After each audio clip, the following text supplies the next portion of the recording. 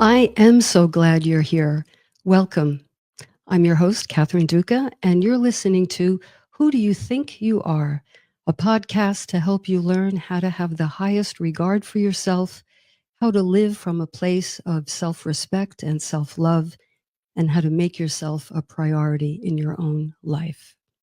Meet me here each week for curated tips and strategies designed to help you drop your psychological masks, or at least loosen them a bit, connect with your truest essence, and simply live life more easily. Because when we do these things, we inevitably and effortlessly and naturally and organically give others permission to do the same.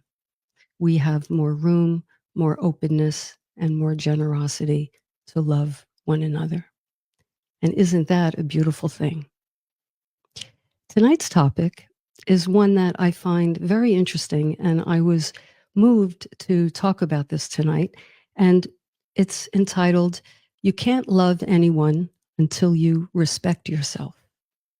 You can't love anyone until you respect yourself. I bet you thought I was going to say, you can't love anyone until you love yourself, which is practically a cliche, but it's extremely true. It is extremely true. But I think there is something else at the core of not only how we see ourselves and how we love others, but whether or not we can actually allow ourselves to live the kind of life we want to live. And what is that? Something else. I believe it's self respect. And I believe that self respect underlies even self love. So self love puts us in the core, but self respect puts us in the core of the core. So I want to begin by defining these terms because although they are interconnected and absolutely fundamental to living our lives well, um, they're not exactly the same thing. And the distinction, I think, is an important one. So I want to get into defining these terms, self love and self respect. And as we go, I invite you to interact with me if you're comfortable. Comment in the chat section, ask me a question. You can email me if you're not really that comfortable putting something in the chat. That's totally fine. Um, I love all my introverts. I'm an introvert myself. You can email me at Catherine@catherineduca.com and ask me anything about this topic. As I like to say, don't ask me how to change your carburetor. I cannot do that. But by all means, let's interact and co-create what promises to be a very interesting and meaningful conversation. I look forward to seeing your contributions here. So we're going to get into definitions, but even before I do that, I want to refer to something I brought up last week. Um, if you were with me in the conversation a week ago, I talked about myself, actually. I shared a little bit of my experience leading up to the podcast. I said that I was especially nervous, anxious last week. And truth be told, all the weeks since the beginning, I've been doing this now about a month or so. And although I uh, am used to these kinds of things, and I've been on television and the radio and whatnot, whenever I have to expose myself, and being on a podcast is, of course, exposing oneself, I am thrown right back into Our Lady of Mount Carmel Grammar School. And I am once again in front of the classroom, and I am afraid that I'm going to freeze or, as happened one time, stutter out of nowhere and get punished and have the whole class be punished. So this for me is like returning to the scene of the crime, if you will. And when I shared this last week, I felt instantly better. But, well, not but, I should say, and in the days leading up to tonight, I not only felt much less anxious, I felt actually eager to be here with you tonight. So, my, frankly, taking a risk and sharing my vulnerability with you, and you, from what I read in the comments and even later with emails and DMs, you were very accepting of what I shared, not judgmental, very encouraging. So you gave me what we call in psychology a corrective emotional experience. Have you ever heard that term? A corrective emotional experience. What that means is we have an experience in our current life that mimics or reminds us of an unpleasant or painful experience from the past. But the outcome this time is much different. The outcome is positive. So you listeners, my dear listeners, you gave me a corrective emotional experience last week, and it stayed with me, and it's with me tonight. And I thank you for that. And, as I mentioned in my work, my clients, if any of them are listening, can attest to this. I'm that spin instructor. I am working out with you. I'm, I'm here alongside you, and I'm working on myself at the same time, kind of in the background, of course. When I talk to my clients, it's all about my clients, but I'm also aware that I have an open tab all the way in the back. And I'm getting stronger along with you. I'm getting more open along with you. I am practicing daring to be vulnerable right along with you. I'm trying not to keep my masks. I have many, incidentally. I'm trying to keep my mask of perfectionist a little looser around the edges, if you know what I mean. My mask of I'm okay, even if I'm, trembling inside. I'm okay. Never let them see you sweat.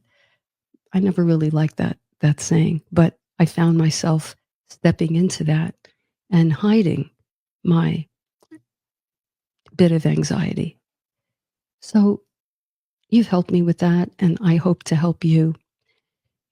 I say all the time, the information that I impart here and other places too, in my workshops or in the book that I wrote, Unmasked, you know, it's really not original material.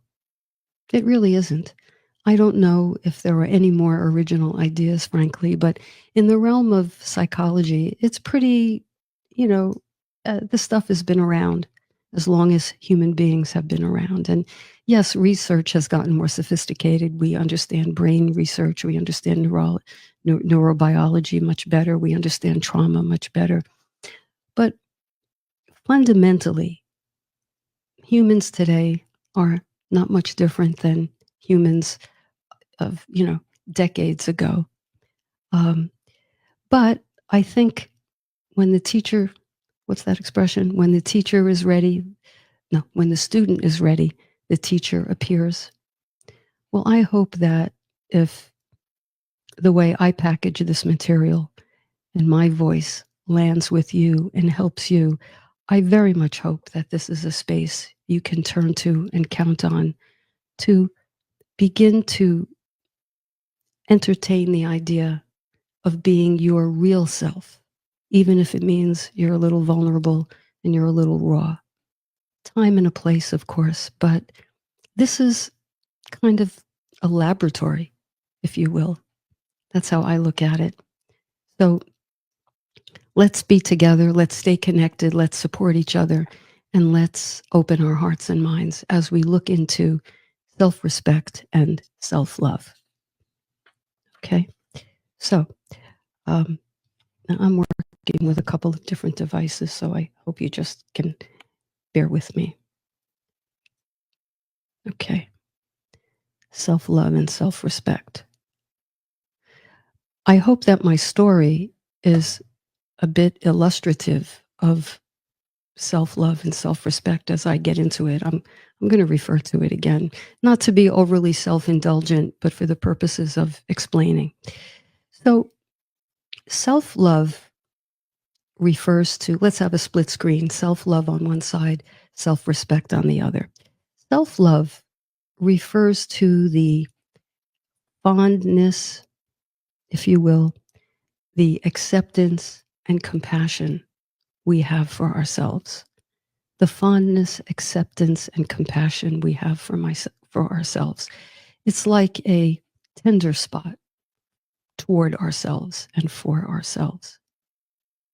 It's the ability to treat ourselves with the sort of kindness and understanding we would afford a close friend or perhaps even a child.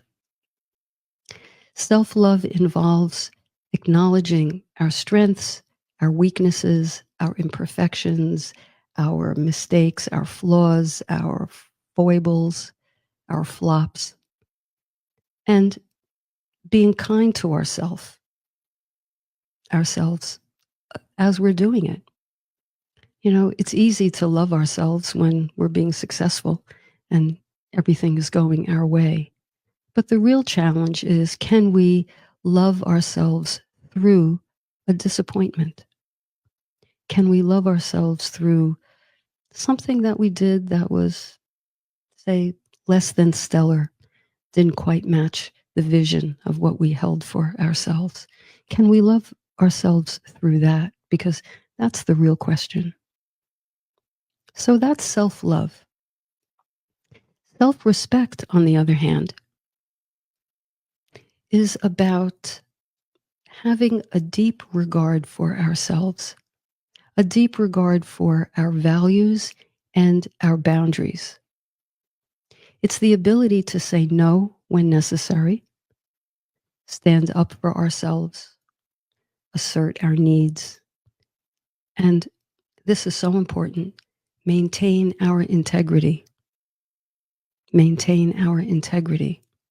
Integrity is such a powerful word, isn't it? When you think about standing in your integrity, you're standing in your values, you're standing in your conviction, right? Self-respect involves recognizing our worth, being honest with ourselves, and again, that includes our flaws, especially our flaws, and taking responsibility for our actions. Frankly, it's what makes feeling comfortable in our own skin possible. So, if you're following me with the split screen, self-love is the tender-hearted side of things. It's the side where we say to ourselves, I've done the best I can, and that's okay. Right? I made a mistake, but I'm human. It's okay. Self-respect sounds like we're preserving our dignity and our character. And self-respect sounds something like, I deserve to be treated with kindness and respect by myself as well as by others. I deserve to be treated with kindness and respect by myself and by others. So you start to hear the difference. One protects the heart. In fact, I like to say self-respect is the bodyguard of the heart. And self-love, I want to go back to that. Self-love is not sloppy. You know, when I talk to clients about giving themselves a break if they've made a mistake or they feel they've disappointed someone, I always have to remind them it's not being sloppy. By that, I mean, self-love doesn't give us a pass to be careless, be, half-hearted, be sloppy, and then just clean it up after with, well, I did the best I could. That's really not what self-love is. Self-love holds us accountable, okay? And self-respect does as well. So these two things go hand in hand. And if we wish to be someone who is self-actualized, if we want to be comfortable in our own skin, steer the course of our own lives, define ourselves on our own terms. We need these too, self-love and self-respect. So just hold on a second. I noticed a comment from Mitzi. Mitzi says, self-respect begins becoming free of self-judgment. Mitzi, absolutely 100%. Self-respect begins becoming free of self-judgment. Yes, because we are honoring ourselves. We're honoring ourselves. If we're busy, and look, I get caught up in this as well as anyone, but, I try to bring myself back. When that critical voice kicks in, when we find ourselves being harsh with ourselves, because let's face it, many of us learned how to be harsh with ourselves. We downloaded that perhaps from caregivers, parents, teachers, society. We think we are like a drill sergeant in the Marine Corps. Like we're going to criticize ourselves into doing better. We're going to pressure ourselves into doing better. We feel that if we criticize ourselves enough, Mitzi, tell me if we're on the same wavelength here, that if we criticize ourselves more and more, then we will buck up. But guess what? Life is not the Marine Corps. And we don't have to do that. Respecting ourselves, it's actually harder. It's actually harder. It's easy to judge ourselves. It's easy to criticize ourselves. It's harder to show ourselves respect and be accountable and try to do better next time without being a drill sergeant. We have to be more adept if we're going to go that route. But that's the route that will get us deeper into integrity and ground us as a more self-actualized person. And again, and the beauty of doing this work is the more we do this with ourselves, the more our vibration lifts. What do I mean by vibration? I mean, you walk into a room or you meet someone for lunch and your energy just emits this vibration of, I respect myself. I take care of myself. I'm honest with myself. I can handle being honest. I don't have to run from myself. I don't have to pretend I have it all together. Podcast, right? I can be real. And what that does in an instant is it gives the other person whom you're having lunch with permission to be themselves. You make the atmosphere much safer and much more comfortable, not only for yourself, but for other people. So this week, it might be interesting to consider that you might be someone else's corrective emotional experience. Wouldn't that be something? Think about that. Your acceptance of someone, your word of kindness, your word of forgiveness, giving grace, might be just the thing that someone needs when they're in their head thinking, oh, this interaction is going to go badly. I put my foot in my mouth and it's going to be just like at school. It's going to be just like when my father said this or my mother did that and she flew off the handle. You can give someone a completely different ending by saying, that's okay. That's okay. I know who you are. No worries. And mean it. And mean it. It's a gift. It's a gift that you give yourself when you take a risk, but you also give the other person a gift when you take a risk because you open the door. You open the door. Now, there are unintended consequences of lacking in self-respect. And when I say lacking, that's such a, I don't know, that's such a, maybe a negative connotation.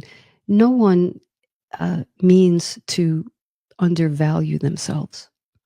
or devalue themselves. None of us intends to do that. So no shade, no criticism. We just want to understand it. For many of us, maybe most of us, we learned somewhere along the line, or we concluded or interpreted that we are not all that worthy of love. So we internalize that, and that got woven into the fabric of our being, right? But I have to say, it's nearly impossible.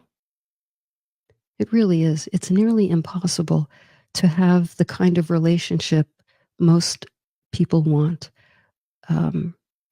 If one or both people lack self-respect, it's almost impossible to have a fulfilling relationship or a balanced relationship or an open, completely honest relationship if one or both parties lacks self-respect. I'll tell you why in a moment, but I see another comment. Janine writes, sometimes people fear that self-respect may lead to a kind of arrogance. Oh, I love this, Janine. Thank you.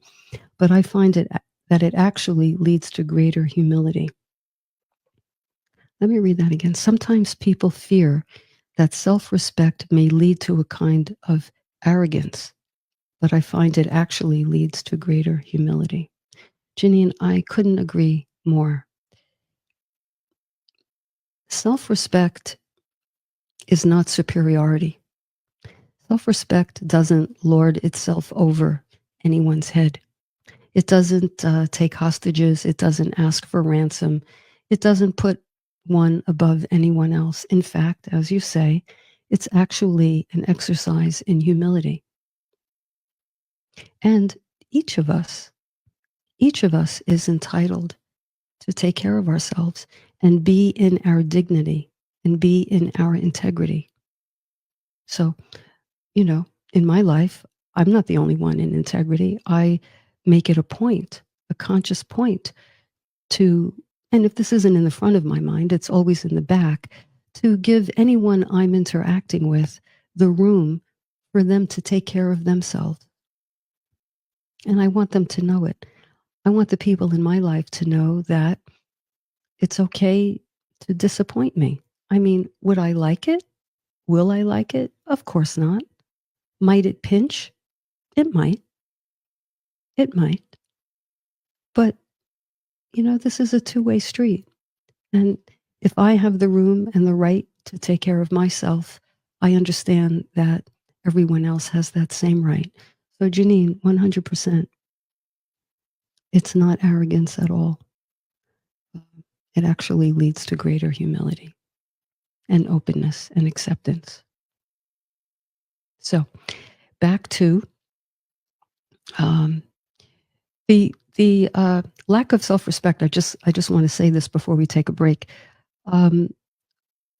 When we sort of hide behind a certain image or a mask, we have a barrier up.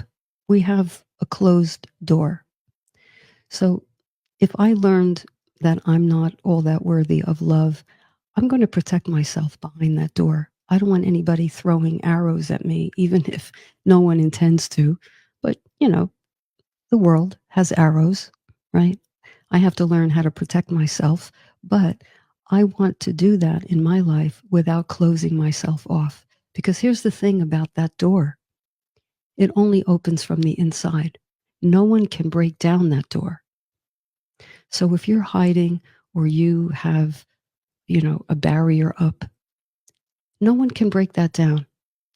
So if you're behind that wall waiting for someone to come and love you through that wall, it's probably not going to happen because it opens from the inside.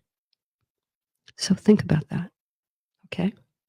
I want to now turn to the unintended consequences of not having enough self-respect. And I offer this not to be a downer, but to be realistic about how consequential it is that we deliberately create more self-respect for ourselves. This isn't just a nice to have. In my clinical work with individuals and couples, I find that a lack of self-respect really ripples out across relationships, and it really causes some unintended consequences, as I mentioned before. And so I want to run through them because they're not nice to haves. Again, they're what I would consider non-negotiables. Do they take work to cultivate? So, self-respect and self-love?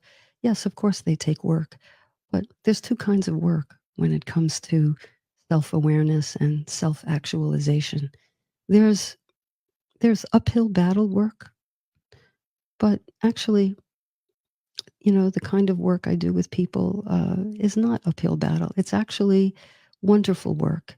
It's rewarding, gratifying work. You are your instrument. You are your instrument. And how fine-tuned an instrument you are matters.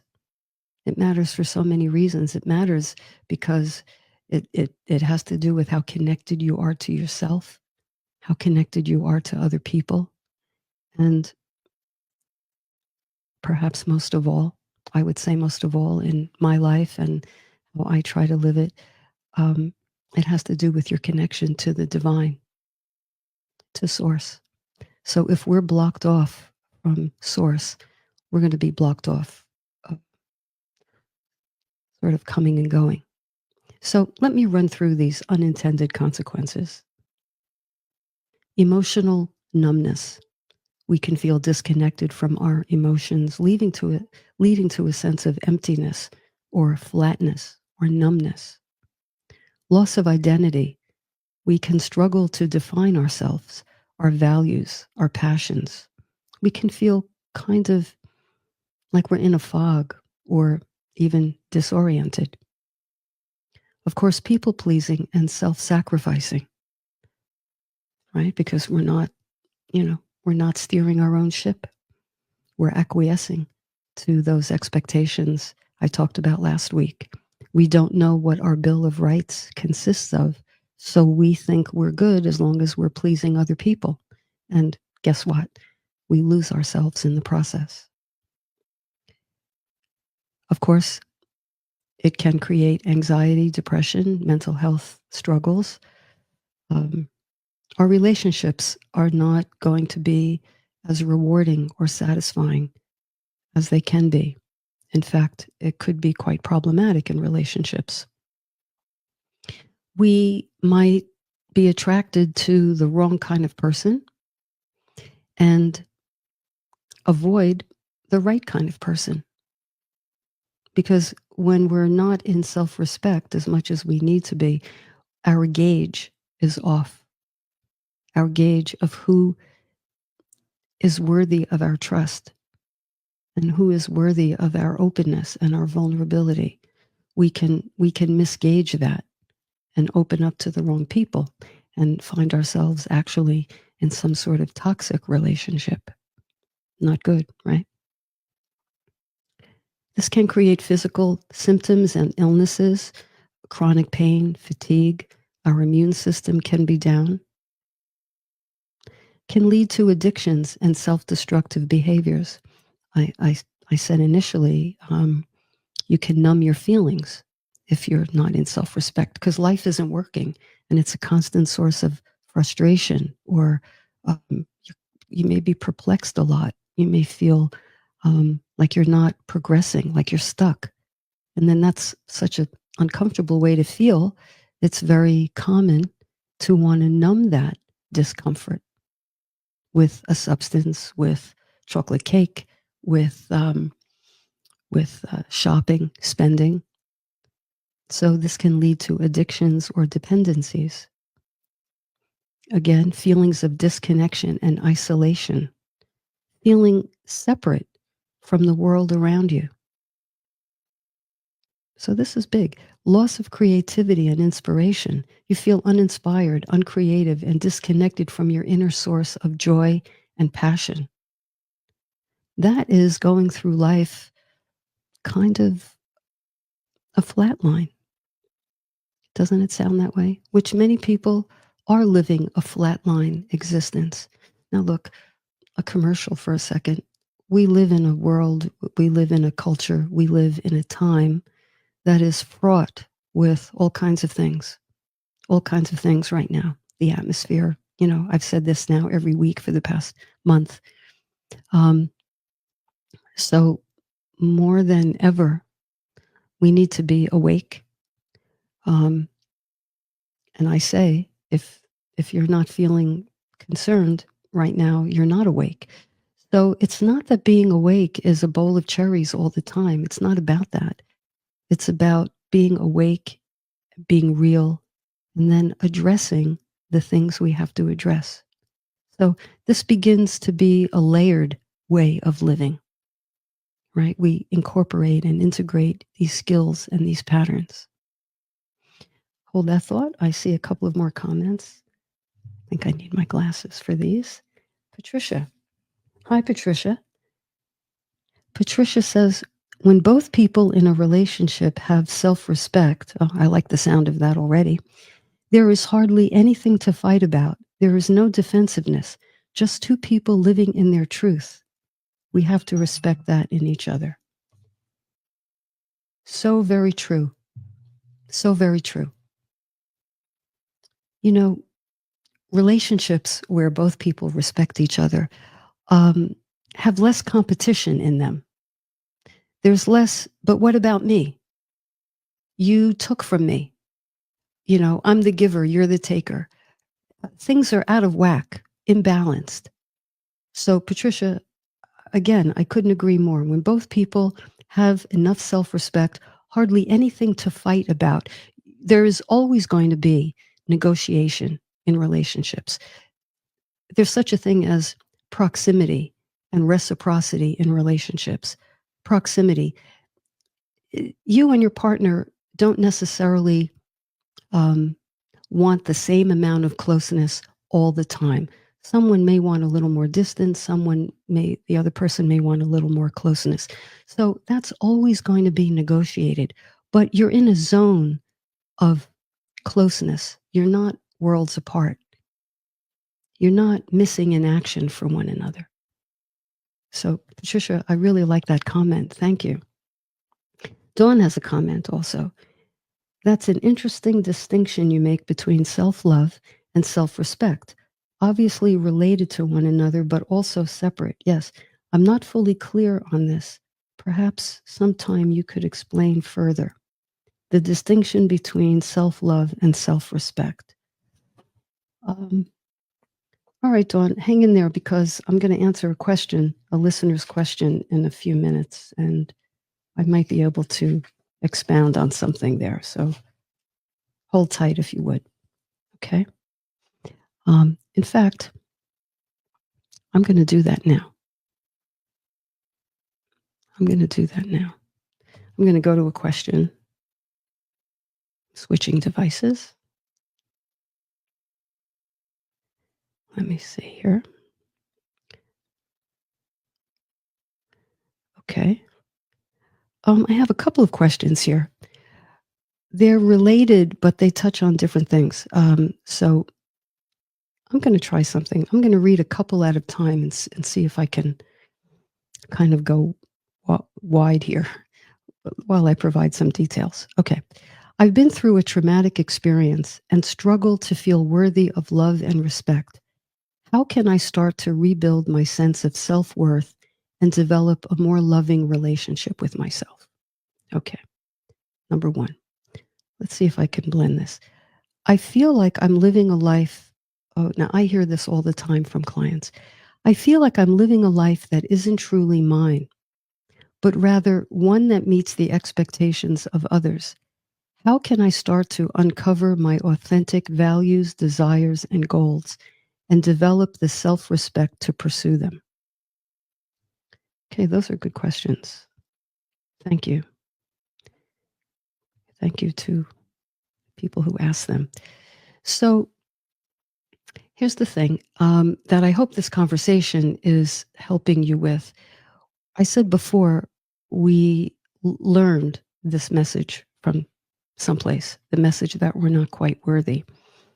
And that became incorporated into our personalities. And so most of us have no idea that that's what's going on with ourselves.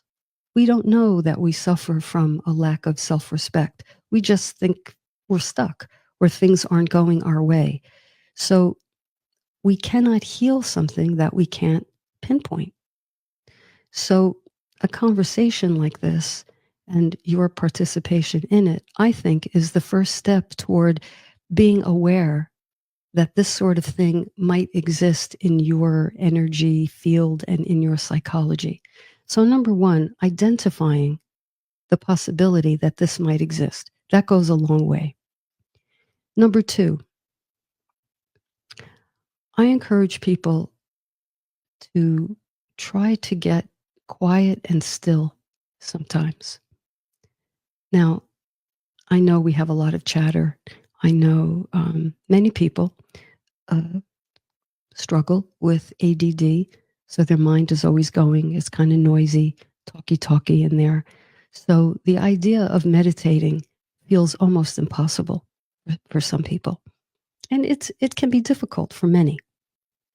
But I suggest giving it a try anyway, but not in the way in which, you're getting a mat and crossing your legs and doing the Om thing. I would suggest, as a way of getting still and quiet, you go for a walking meditation. What's a walking meditation? Very simple. You go for a walk and you don't really, you don't have the news on or hard rock. If anything, you can listen to a guided meditation or some quiet music, if at all. And the idea is that while you're walking, you're bringing your attention to each step that you take. You're bringing the awareness of all of your senses to the walk. How does your shoe feel as you put your heel, then your toe? Do you hear leaves rustling beneath your sneakers? Is there a breeze on your face? Is it chilly? Is it warm? What's the temperature? What do you smell? What do you observe around you? These are ways to become much more present. And when you're present and you bring yourself, your awareness to each step, you are really in the now. Now, this is all prep work. You see, these questions can't be answered like go to page 38 and there's an answer for these questions. You have to groom your mindset. You have to prepare your mindset. And being still is one way, because in that stillness, we will eventually hear something that is pretty profound. You'll eventually hear your own voice. That's right. You'll eventually hear the voice that perhaps has become drowned out, overwhelmed by other people's needs, expectations, by your busy schedules, on and on and on and on, in many, many layers. So you want to get better and better and better at being still. So this meditation, I think, is an excellent way to groom your mindset. Okay, then I feel like I'm living a life that isn't truly mine. Okay, go back 1 week and download, email me, and I'll get you the download of your Bill of Rights. That Bill of Rights will anchor you in what you may not have really known consciously, but is the fact of the matter. You have certain rights. And if you haven't known them, you haven't lived in them. And if you haven't lived in them, you don't know where to pull from. And you don't know where the lines are, where the boundaries are. So we have to kind of get these preliminary things in place in order to then go right in and uncover authentic values, desires, and goals. So the first step towards self-respect is creating an inner atmosphere within your own mind to be able to, in pretty short order, hear your own voice. So let me start there. And I see we have another question. Um, ah, Mitzi says, exactly, a moving meditation, being in the moment. Yes, it's a good way to get your steps in, but your vibe on it is, you're not doing this for weight loss or for even fitness. You're doing this for the express purpose of reconnecting with yourself. Reconnecting with yourself. Once you do that, then what I would suggest is this. Monitor every time you say yes when really you wanted to say no. Or you wanted to say, I don't know. Or I don't have an answer for you. Or that doesn't really work for me right now. I need to take care of myself. I'm beginning to feel overwhelmed. Whatever that happens to be, it's about monitoring yourself when you wanted to go left and say no, but you went right and you said, sure, I'll do it. That's a starting point. There's much more to this than saying no, but we're going to begin there. And I would say, and I've done this so many times in my life, I take a piece of paper or my note section on my phone, and I sort of put two columns. And in one column, I put the response I gave to the other person. I said yes when I didn't want to say yes. I said I'll do this when it came at a great expense to myself. And then in the other column, listen and try to retrieve your truthful answer. You're just going to write this down. You're not going to share it with anyone.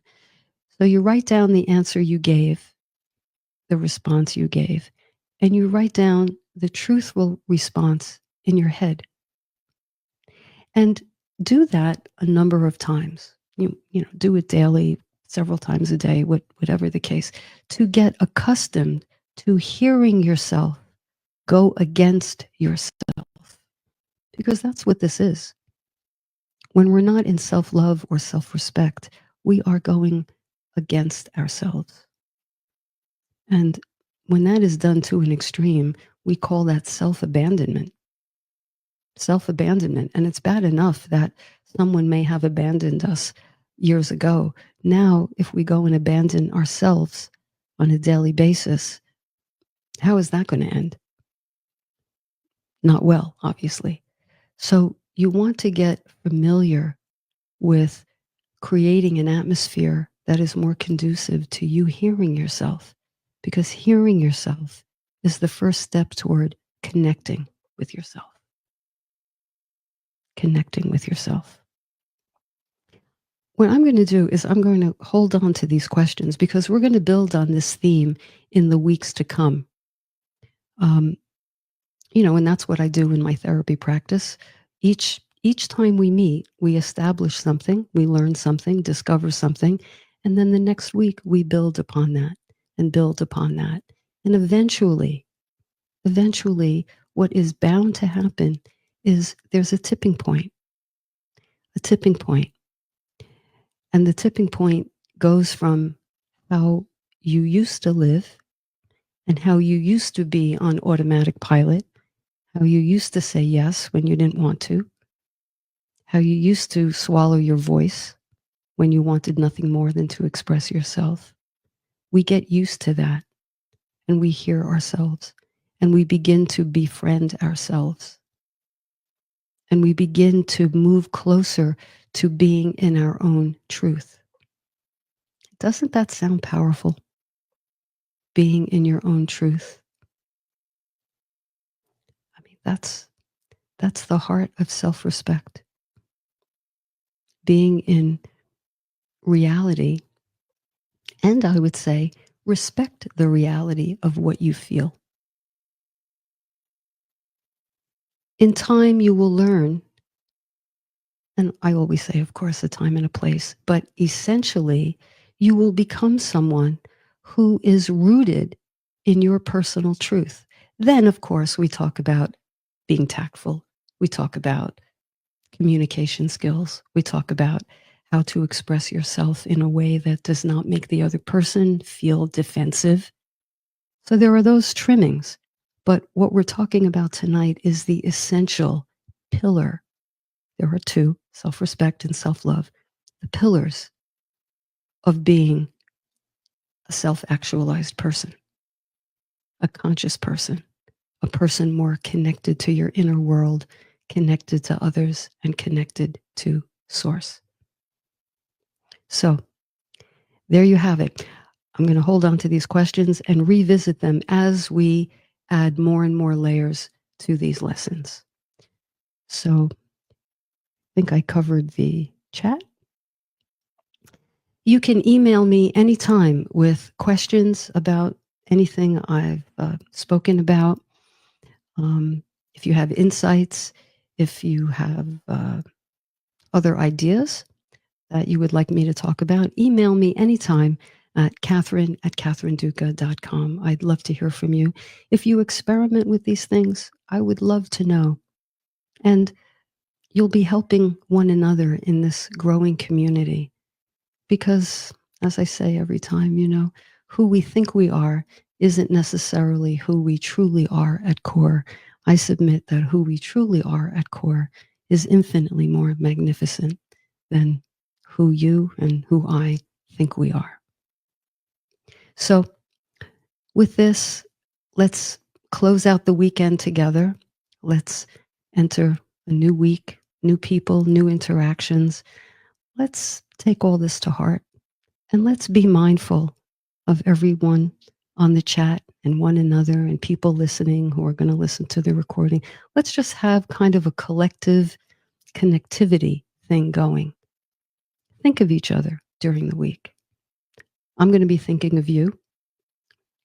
If you don't mind thinking of me, that would be good. I could use some positive vibes. And let's really create an atmosphere of love and openness and respect and kindness and integrity and dignity wherever we go. So, dear listeners, I wish you a good night. Drift off to sleep comfortably, as I say every week. If you're worried about something, let it go for tonight. Just let it go. It will be there in the morning. Tackle it when you're fresh. For now, let yourself sleep. I went to a show last night. Can I find it? I went to a show with some dear friends. We saw A White Christmas.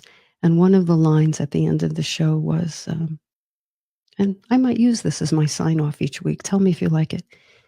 If you're worried and you can't sleep, count your blessings instead of sheep. And so with that, dear listeners, I wish you well. Have a good week. You are listening to Who Do You Think You Are on New Thought Media Network. Good night.